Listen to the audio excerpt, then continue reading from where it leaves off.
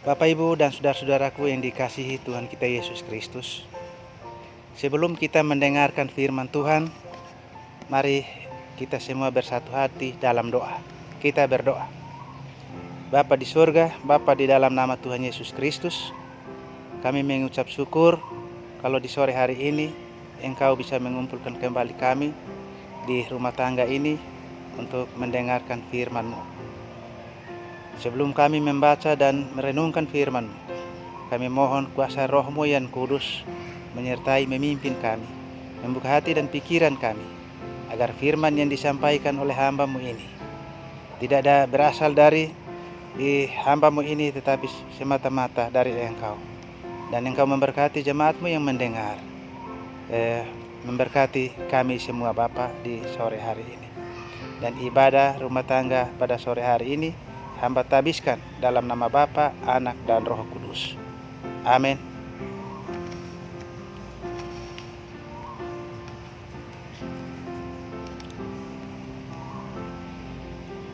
Mari kita membuka firman Tuhan dari Perjanjian Baru di surat Kolose pasal 1 ayat yang ke-9 sampai ayat yang ke-14. Saya ulangi, Kolose pasal 1 ayat 9 sampai 14. Saya membacakan untuk kita semua.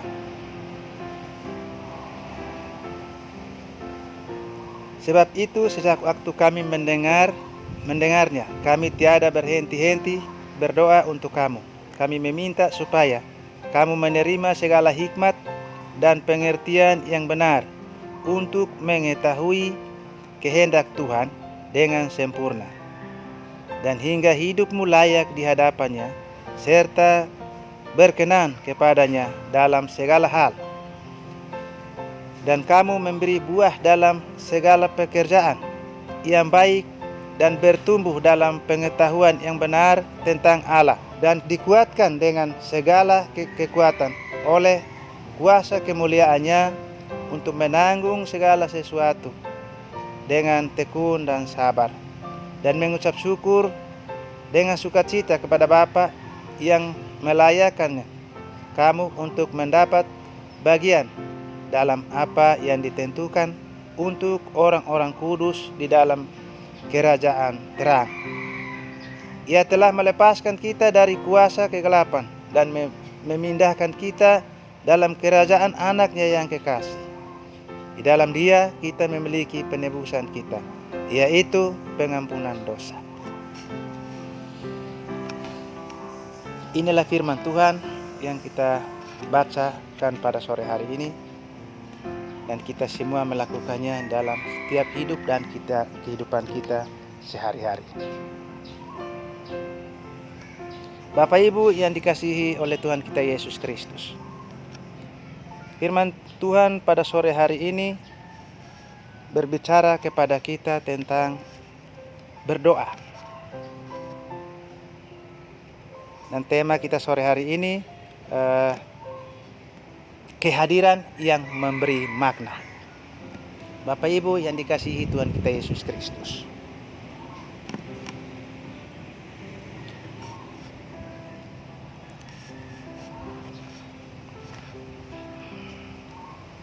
apa makna dan tujuan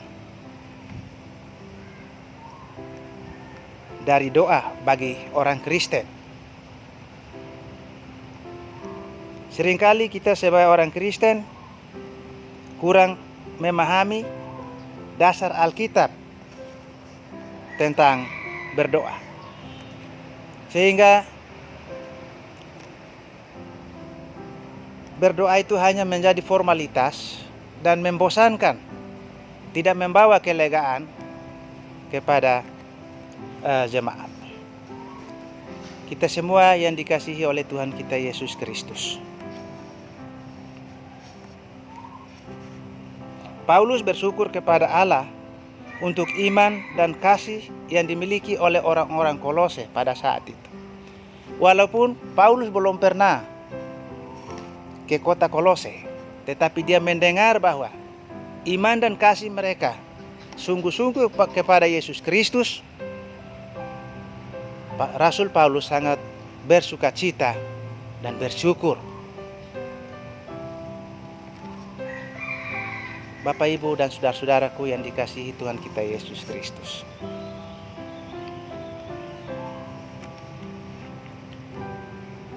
Kita berdoa bukan saja kita memohon berkat. Kita berdoa bukan karena kita berhasil dalam suatu pertandingan, atau kita berdoa karena kita memiliki sesuatu. Tetapi lebih penting dari itu, kita berdoa untuk orang-orang lain. Kita berdoa untuk kebutuhan saudara-saudara kita, terlebih orang-orang yang dikasihi Tuhan, terlebih orang-orang yang seiman. Itu tugas kita untuk mendoakan mereka. Kadang dalam doa kita bingung mau doa minta apa, atau mau berdoa untuk apa. Nah, itu menjadi kebingungan kita, sehingga doa kita itu hanya membosankan orang, tidak membawa kelegaan kepada orang lain. Rasul Paulus menegaskan kepada kita bahwa berdoa bukan saja karena berhasil dalam sesuatu, atau menerima sesuatu atau hadiah, atau mendapatkan barang berharga, baru di situ kita berdoa. Atau kita hanya terus memohon Tuhan memberkati, beri berkat. Dari situ Allah juga bingung entah apa yang harus dilakukan. Padahal tujuan Allah menyuruh kita berdoa ada sesuatu yang sangat penting, yaitu mendoakan tetangga-tetangga kita, saudara-saudara kita, tentang kebutuhan mereka. Kadang ada yang sakit juga, kadang ada yang berkekurangan. Itu tugas kita untuk berdoa. Jangan kita bersekutu di dalam satu rumah tangga ke rumah tangga yang lain hanya berdoa karena kita sukses, hanya berdoa karena kita memiliki sesuatu yang mungkin belum dimiliki orang lain.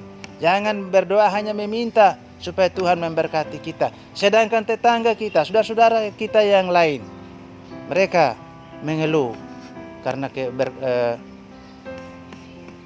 menghadapi masalah dalam keluarga, dalam hal ini ekonomi dan sebagainya. Di situ yang kita harus berpikir untuk kita berdoa. Di situ yang kita berpikir untuk kita merenungkan firman Tuhan yang harus relasi dengan apa yang dialami oleh kita sendiri, bahkan saudara-saudara kita yang lain. Itulah tujuan doa. Dan juga kita jangan lupa mengucap syukur selalu kepada Tuhan. Seperti Rasul Paulus sudah memberikan contoh yang begitu konkret kepada kita, bagaimana kita berdoa. Kita mendengar di jemaat yang lain ada perubahan, ada iman yang begitu teguh, baik situasi maupun tidak baik situasinya, mereka tetap beriman kepada Yesus Kristus. Dari sini kita harus berdoa, dari sini kita harus mengucap syukur kepada Allah. Itulah contoh yang diberikan oleh Rasul Paulus kepada kita semua pada zaman ini. Kadang kita saling mengundang untuk mengucap syukur karena saya dapat hadiah, makanya mari kita bersyukur. Hanya batas di situ saja, tetapi kita tidak melihat ke depan, kita tidak melihat ke samping kiri kanan kita, bahwa ada orang yang sedang membutuhkan doa, ada orang yang sedang memohon bantuan untuk bisa berdoa untuk mereka. Tetapi kita lupa akan itu. Maka sore hari ini Rasul Paulus kembali mengingatkan kita supaya kita berdoa. Yang pertama kita mengucap syukur. Lebih dari itu kita mendoakan saudara-saudara kita yang lain. Kita mendoakan ekonomi mereka, kebutuhan-kebutuhan mereka. Kadang mereka mengalami sakit, masuk rumah sakit, kita tidak tahu. Tetapi kita harus berdoa. Walaupun kita tidak menyebutkan nama mereka, tetapi Allah mengenal mereka. Tugas kita berdoa untuk mereka. Jangan hanya kita berdoa hanya untuk pribadi kita, atau berdoa hanya karena orang itu kita kenal. Berdoa karena orang itu selalu baik dengan kita, sedangkan yang lain kita lupa. Jadi Rasul Paulus mengingatkan kita untuk selalu berdoa kepada teman-teman kita yang lain. Kita berdoa untuk saudara-saudara kita yang lain. Itulah tujuan dari doa. Sehingga doa itu tidak membosankan orang. Doa itu tidak menjadi formalitas bagi kita semua. Kalau itu kita melakukan, maka tujuan doa itu sudah jelas. Karena kita berdoa untuk kebutuhan kita, mengucap syukur untuk keberhasilan kita, dan juga kita berdoa untuk orang lain. Itulah tujuan doa. Bapak, Ibu, dan saudara-saudaraku yang dikasihi Tuhan kita Yesus Kristus. Sebagai jemaat Tuhan, sebagai hamba-hamba Tuhan, tugas kita adalah berdoa. Berdoa bukan hanya di tempat, tetapi bagaimana kita harus punya kemampuan untuk berkunjung ke orang-orang di sekitar kita. Kita berdoa untuk mereka. Kalau yang kita tidak bisa menjangkau, dari jauh kita berdoa, Tuhan akan memberkati mereka. Kalau kita berdoa dengan fokus, kita berdoa dengan tujuan bahwa kita betul-betul mendoakan orang lain atau mendoakan teman-teman, saudara-saudara kita.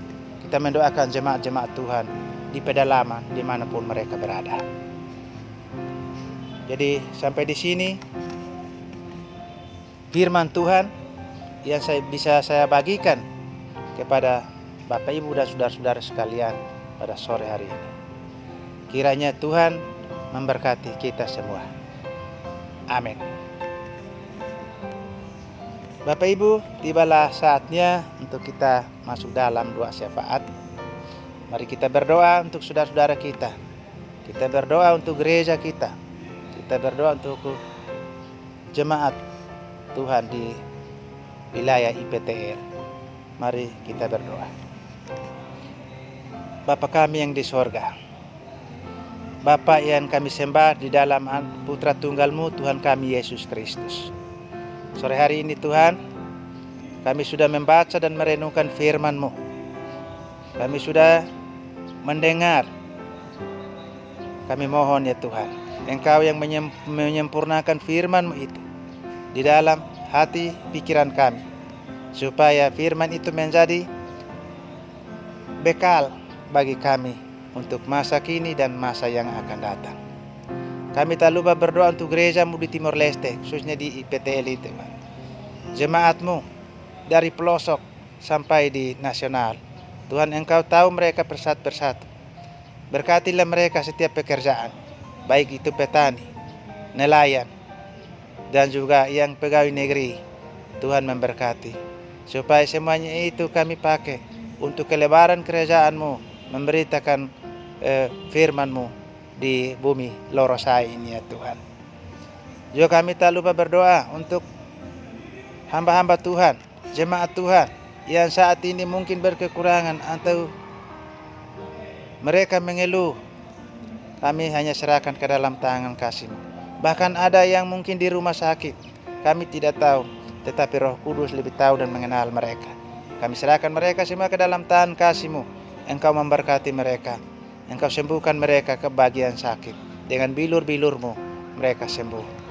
Rumah tangga yang saat ini kami jalankan ibadah ini, Engkau memberkati mereka satu persatu.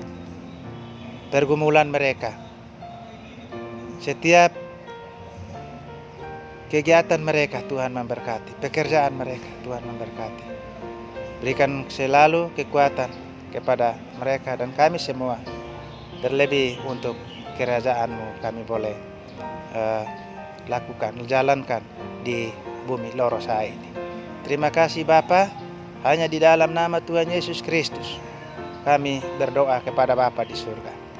Haleluya. Amin.